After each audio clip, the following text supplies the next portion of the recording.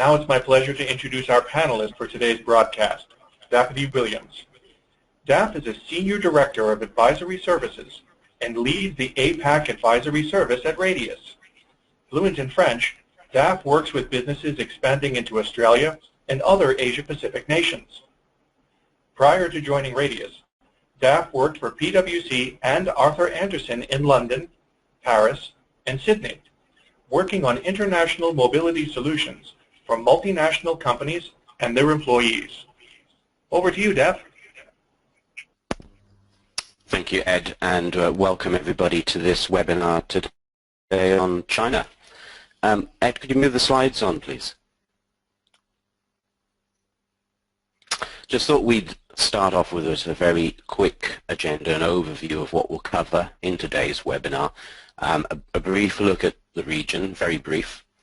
We're going to look at some of the updates, some that have been very noticeable recently, but others less so, that certainly will affect everybody who's doing business in China.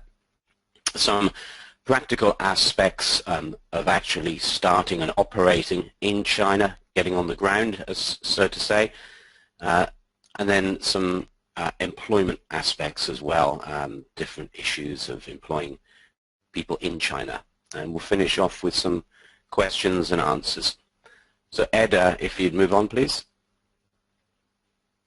Just very quickly, I like to start my webinars with the Asia-Pacific region and a little geography lesson, so maps for everybody's next trivia night. But right there in the middle of this region, we see quite dominating the map is China. Geographically, obviously, huge. Economically, equally huge. And that's mirrored as well by the way that China dominates the list of Radius clients' preferred destinations when it comes to the Asia-Pacific. China is by far and away the most popular country that we look after our clients' interests in and advise regularly on clients expanding into or operating in China. Ed, can you move on, please? Thank you, Daph. And now we have time for our first polling question of today's webinar. We'll go ahead and bring up the polling interface. What considerations do you find most challenging for your China strategy? Please use the voting panel on the side of your screen to cast your response to this first poll. We'll leave the polls open for approximately 10 seconds to give everyone who cares to respond the opportunity to do so. I'd like to thank the audience. I can see already that 44% of our attendees have responded to this first polling question. The rate of response is starting to slow now, so I believe everyone who cares to respond to this question has done so. So we'll move to close the polls now before we bring up the results. Daph, it looks as though 71% of our attendees have responded with compliance with in-country regulations as their top consideration for operating in China, with a split of 14% between entity setup and human resource considerations.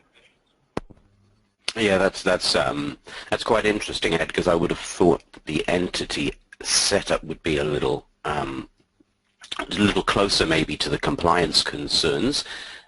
Certainly those are the two areas where our clients regularly speak to me is the issues with getting into China, setting up, but also then the costs and the requirements for compliance. But not to forget that last point, because human resource considerations equally, everything is complex in China. So we could have had at least 10 questions there, I think, Ed, if we were being fair to what needs to be considered when stepping into the China market.